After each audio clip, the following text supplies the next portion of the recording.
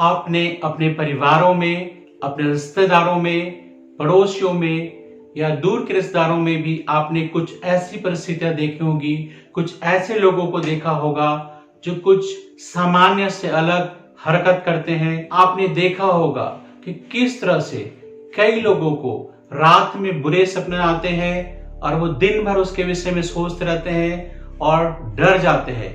कई बार लोग अकेले रहने में डरते हैं। कई बार आप देख सकते हैं कि लोग लगातार रोते रहते हैं। कई बार उनके शरीर में कंपन होता है। कई बार वो चीजों से डर जाते हैं, लोगों से डर जाते हैं। कई बार कई लोग कई दिनों तक खाना नहीं खाते हैं या बहुत ज्यादा खाने लग जाते हैं, या कई बार एक तरह की बातें वो करते हैं लेकिन थोड़े पल वो ऐसा लगता है जैसे वो कहीं पे खो गए हैं और कुछ दूसरी बातें करने लग जाते हैं। तो इस तरह की कई परिस्थितियों को और कई लोगों को आपने देखा होगा। तो आप क्या सोचते हैं, ये क्या है? मैं एक ऑर्डेन्ड क्रिश्चियन मिनिस्टर हूं और साथ ही साइकोलॉजी के फील्ड में काम करता हूं। ऐसे व्यक्ति को यदि आप किसी परमेश्वर के सेवक या पास्टर के पास ले जाएंगे तो वो अवश्य ही कहेंगे कि ये व्यक्ति को दुष्ट आत्मा ने जकड़ रखा है, इसलिए कुछ ऐसी हरकतें वो कर रहा है। और यदि आप उसको साइकोलॉजिस्ट के पास ले जाएंगे तो वो बोलेगा कि ये पूरी तरह से एक साइकोलॉजी का प्रॉब्लम है और जो कुछ भी इसके जीवन में हो रहा है वो इसलिए हो रहा है क्योंकि इसकी मानसिक अवस्था सही नहीं है। साइकोलॉजिस्ट लोग इस तरह की बातें आपको कहते मिलेंगे। अब देखिए समस्या क्या है। कई बार ये बहुत ही मुश्किल होता है कि समस्या के सही कारणों को जानना। साइकोलॉजिस्ट लोग किसी भी तरह के दुष्ट आत्मा पर विश्वास नहीं करते और वे लोग सोचते हैं कि जो भी कोई इस तरह की हरकत कर रहा है वो इसलिए कर रहा है क्योंकि उसके मानसिक संतुलन में कुछ कमी है। दूसरी तरफ यदि पास्टरों के विषय में आप सुनेंगे तो वो इस तरह की सारी घटनाओं को, इस तरह की सारी हरकतों को वो एक दुष्ट आत्मा का रूप देते हैं और कहते हैं कि ये व्यक्ति दुष्ट आत्मा से ग्रसित है। इसके पीछे कारण ये है कि वो साइकोलॉजी का अध्ययन नहीं करते हैं। तो यहाँ पर एक बात मैं आपको बताना चाहता हूँ कि आप कैसे पहचान सकते हैं कि कोई भी व्यक्ति जो इस तरह की हरकतें करता है या इस तरह से डरता है या इस तरह से कुछ अजीब अजीब बातें उसके जीवन में होती है, वो दुष्ट आत्मा से ग्रसित है या फिर उसका मानसिक संतुलन सही नहीं है या कुछ मानसिक ऐसी अवस्था में पहुंच गया है इसलिए ये काम को कर रहा है। और ये बहुत ही जरूरी है इस बात को आपको और मुझको पहचानना, क्योंकि सही व्यक्ति के पास आप ले जाते हैं तो ही आपको आराम मिलेगा। उदाहरण के लिए मान लीजिए कि एक व्यक्ति को मानसिक परेशानी है और आप उसको चर्च में ले जाते हैं और वो प्रार्थना करता है, लेकिन और काफी दिनों तक प्रार्थना करने के बाद भी उसकी स्थिति ज्यों का त्यों रहती है और वो परमेश्वर का दास और सेवक इस बात पे जोर देता है कि ये जो संघर्ष है काफी समय से चल रहा है लेकिन हम उसके जीवन में कुछ भी बदलाव को नहीं देखते हैं। लेकिन कुछ ऐसे केसेस हो सकते हैं जिसमें किसी के अंदर दुष्ट आत्मा है और आप उसको साइकोलॉजिस्ट के पास लेके जाते हैं, साइकेट्रिस्ट के पास ले जाते हैं और वो अपना जो भी साइकोलॉजी के अनुसार, न्यूरो साइकोलॉजी के अनुसार उसको ट्रीट करता है, लेकिन उसमें आप बहुत ज्यादा परिवर्तन को नहीं देखते, केवल थोड़ा परिवर्तन को आप देखते हैं और ऐसा करते करते काफी साल बीत जाते हैं। तो हमारे लिए बहुत ही मुश्किल होता है क्योंकि अक्सर ऐसा देखा गया है कि एक पक्ष के लोग दूसरे पक्ष पे विश्वास नहीं करते। ज्यादातर विश्वासी या परमेश्वर के दास इस बात पे विश्वास नहीं कर पाते हैं कि इसको कुछ शारीरिक या मानसिक समस्या हो सकती है, और उसी तरह से जो साइकोलॉजी पे विश्वास करने वाले लोग विश्वास नहीं कर पाते हैं कि इसको कुछ दुष्ट आत्मा से प्रॉब्लम हो सकता है। मैंने अपने जीवन में दोनों ही चीज को देखा है। कुछ केसेस में जिनको समझते थे कि ये मानसिक परेशानी है, लेकिन उनमें से दुष्ट आत्मा जब निकाली गई तो वो लोग बिल्कुल स्वस्थ हो गए। लेकिन कुछ एक परिस्थिति में दुष्ट आत्माओं के लिए प्रार्थना करते रहे, लेकिन उसकी स्थिति ज्यों के त्यों रही और वो ठीक नहीं हुआ। लेकिन जब ऐसे लोगों को मानसिक रोगों के विशेषज्ञ के पास लेके गए और उनका इलाज हुआ तो काफी हद तक उनके जीवन में बदलाव को देखा गया है। जो आज का मेरा टॉपिक है कि कैसे हम पहचान सकते हैं कि कोई व्यक्ति दुष्टात्मा ग्रसित है या मानसिक समस्या है।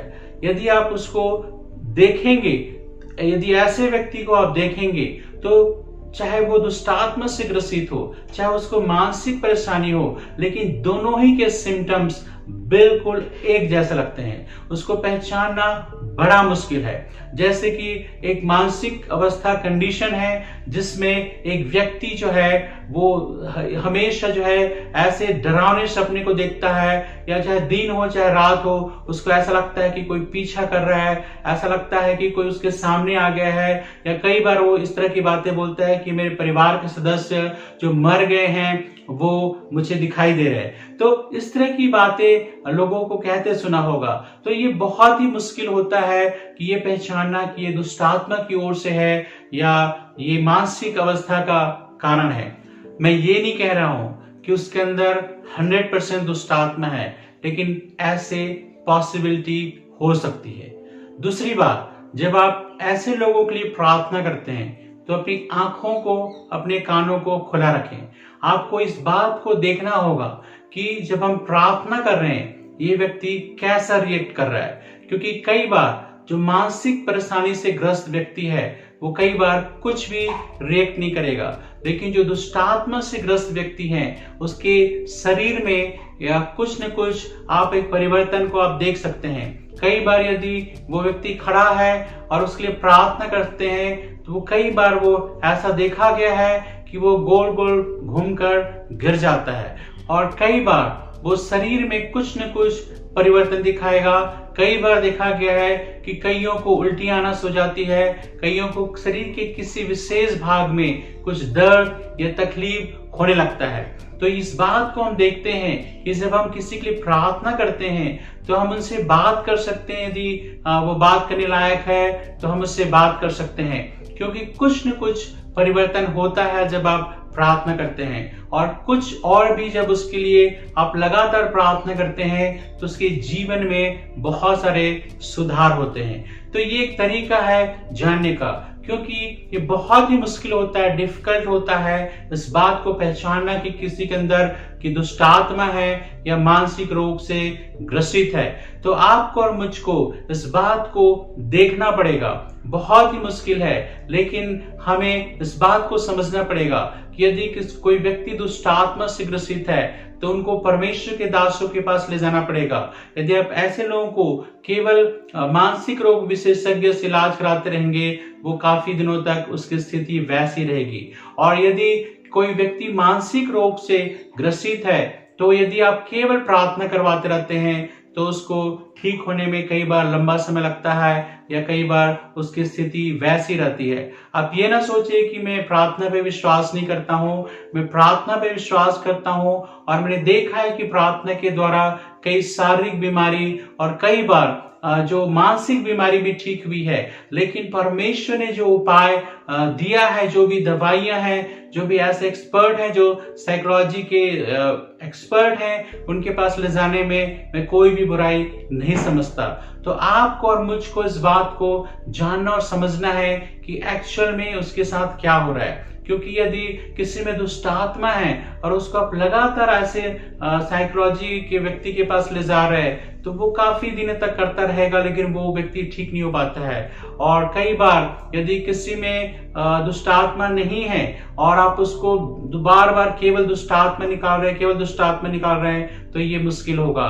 तो इसलिए जो है हमारा जो मेन मकसद है वो ये है कि व्यक्ति ठीक होना चाहिए, चाहे आपके और मेरी प्रार्थना से ठीक होना चाहिए या वो व्यक्ति साइकोलॉजिस्ट के पास जाके ठीक होना चाहिए। परमेश्वर ने दोनों ही उपाय हमारे जीवन में दिया है। तो कभी भी एक दूसरे को आप कभी भी अनदेखा ना करें, और जो लोग साइकोलॉजी वाले हैं प्रार्थना को अनदेखा ना करें, और जो प्रार्थना करने वाले हैं वो साइकोलॉजिस्ट का अनदेखा ना करें। दोनों मिल करके जब काम करते हैं तो बहुत अच्छे रिजल्ट को देखा गया है। आज के समय में भी बहुत सारे ऐसे साइकोलॉजिस्ट हैं, जो क्रिश्चियन साइकोलॉजिस्ट हैं, वो दुष्ट आत्माओं पर भी विश्वास करते हैं और जरूरत के अनुसार वो दुष्ट आत्माओं को भी निकालते हैं और साथ ही साइकोलॉजी के अनुसार उस व्यक्ति का ट्रीटमेंट करते हैं। लेकिन ऐसे बहुत कम पास्टर और सेवक हैं जो साइकोलॉजी के फील्ड में भी काम करते हैं। तो आपको और मुझको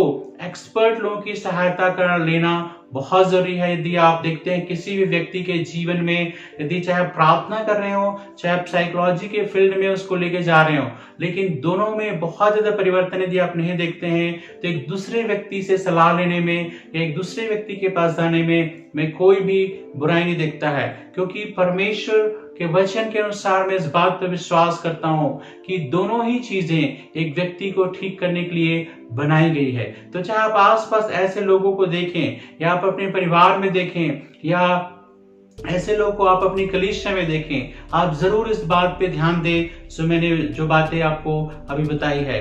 ये वीडियो यदि आपको पसंद आता है आप दूसरों को शेयर कर सकते हैं, और साथ ही साथ यदि कोई व्यक्ति इस तरह का व्यक्ति है और आप उसको प्रार्थना के लिए जाइए और देखिए कि उसके जीवन में क्या परिवर्तन होता है। और यदि कोई भी दुष्ट आत्मग्रस्त व्यक्ति है, आप उसको कलीसिया में ले जाते हैं, चर्च के पास से प्रेयर करते हैं, उसके जीवन में अवश्य ही बदलाव को आप देखेंगे। और यदि आप चाहें तो हमसे भी संपर्क कर सकते हैं और हम आपके लिए इसके लिए प्रार्थना कर सकते हैं। परमेश्वर आप सबके जीवन को बड़ी आशीष दे।